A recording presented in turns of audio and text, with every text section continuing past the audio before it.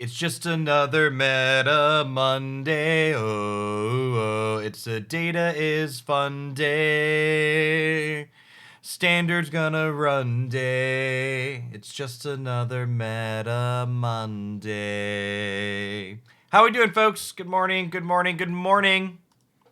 He had some data things over the weekend. There was another Red Bull tournament that had gosh, there 800-ish people in this thing. Yeah, 760 people showed up to play in the Red Bull tournament this weekend. And honestly, we've kind of gotten to the point of the standard format where you could probably copy and paste the results of the table here from any given weekend, and they're about the same. Standards definitely reached pretty much an equilibrium point of sorts. So mono green aggro, is it Affinity? Is it Dragons? Mono white aggro? All about the tops of the table. And all of these decks seem to float between this like 48-ish and 53%-ish win rate, depending on what the given weekend is.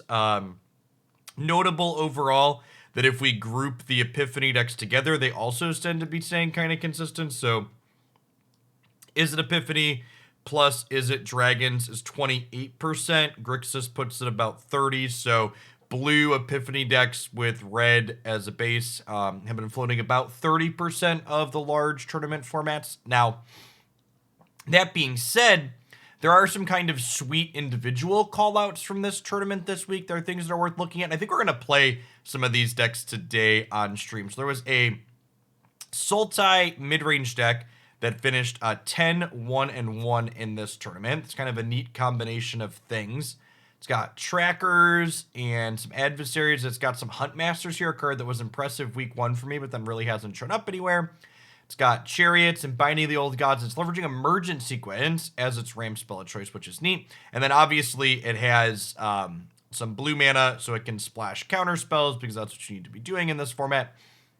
And then there's also an Esper control deck that's kind of an Esper variation of the Sedgemoor Witch Leer deck that we had played on stream last week. We had played one with Smoldering Egg, and this one is blue-black with a Vanishing Verse splash in the main deck, as well as...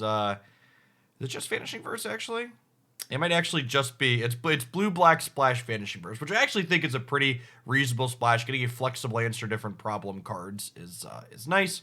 And then Jund Treasures is a deck that's kind of been around the fringe of the format, but hasn't posted any strong results. This is green-red Treasures, splashing for some Immersion Predators, and then some Valky God of Lies, as well as Powerful Disruption on the sideboard. So Duress, Power Word Kill for creature decks, Go Blank for the what's it called matchups. The meta overview on Untapped.gg best of 3 remains very similar and steady like we've seen before. Aggressive decks towards the top. Popular, you can see even on these charts, right? The popularity over time and win rate over time, they're all pretty stable at this point. It's not a whole lot to say here. What's Historic look like?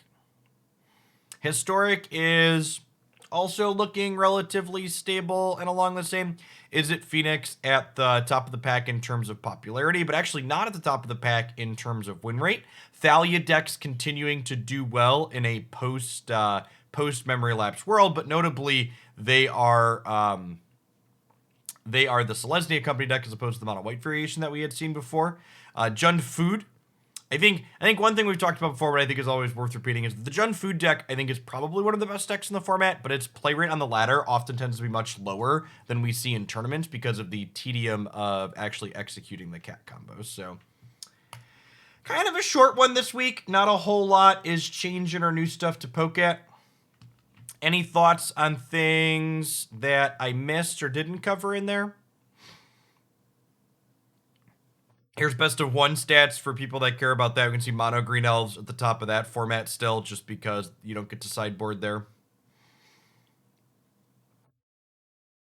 Thanks for the resubs, Math Teacher Gaming, for almost 3 years. Camarel, thank you for the 17 months. Sheriff, thank you for the 31. Worst Neighbor NA, thank you for the over 3 years. Kari BM, thanks for the 32. Closing in on 4 years indeed, God Baron. Good morning, good morning. All right, let's call that a wrap on Meta Monday stuff.